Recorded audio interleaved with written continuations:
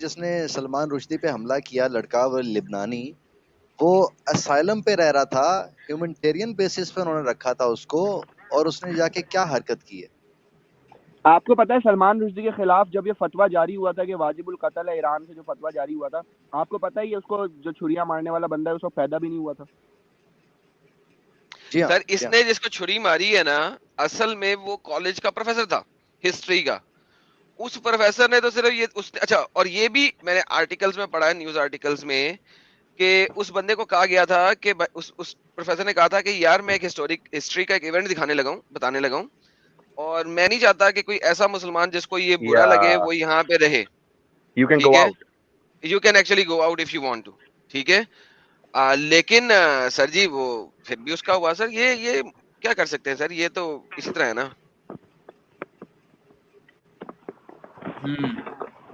लेकिन एडम मुझे नफरत समझ में नहीं आती ना, एक ऐसी नफरत है कि एक बंदा जब पैदा भी नहीं हुआ था उस वक्त वो फतवा आया था और उस फतवे पे अमल करने के लिए वो जवान हुआ और उसने वो फतवे पे अमल किया। क्या ज़हनियत, ये क्या नफरत है ये। सर इसमें नफरत वाली क्या बात है यार, ये तो इस्लाम का हिस्सा है। फतवा आ एक्सट्रीमिस्ट गया है हुआ, ना। बात खत्म सर। क्या मतलब, फतवा आ गया हुआ, end of discussion, what's the problem.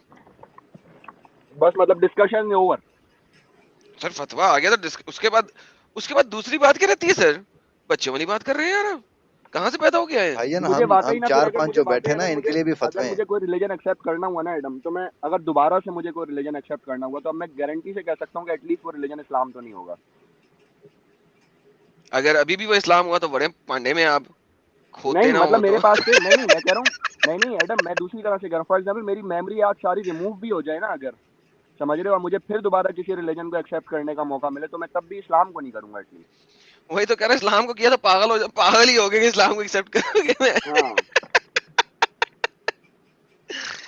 Oh man, ओ नहीं, मैन। ये मैं जो ये बोलता हूँ ना कि हम्म, गालिब भाई कि मेरे सवालों के जवाब दो, मैं इस्लाम कबूल करूंगा। घंटा मेरा घंटा कोई मेरा। नहीं करने वाला भाई, चाहे सवालों के मेरे 2 जवाब घंटे मिल भाई। जाए। भाई वो एक दरख्त नहीं, था हाँ, एक सेकंड, एक पाकिस्तान सेकंड, में एक चाहे ना, सेकंड, 2 घंटे में मिल जाए। एक सेकंड, आप गुजरावाला लोगों में, के पास। गुजरावाली साइड पे एक दरख्त था देवबंदी, और इस पे ना बहुत लड़ते थे देवबंदियों का।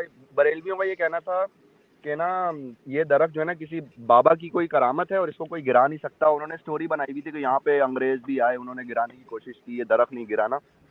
और देवबंदियों का दावा था कि भाई उन्होंने बेइज्जती नहीं की उस दरख्त की। उन्होंने बोला भाई ठीक है, आप हमें मौका दो, अगर हम इस दरख्त को गिरा देते हैं तो आप देवबंदी हो जाना। आप लिटरली आप देखो जवान मर्द ये फजूल बहस कर रहे हैं कि दरख्त गिर सकता है या नहीं। और ये सही वाकया बता रहा हूँ मैं आपको पाकिस्तान का। उन्होंने बोला कि अगर ठीक है हमने एक दरख्त गिरा दिया ना, ये आपके करामत है इस दरख्त में, तो भाई इसका मतलब आपकी करामत झूठी साबित हो गई, तो आप लोग जो है ना फिर देवबंदी हो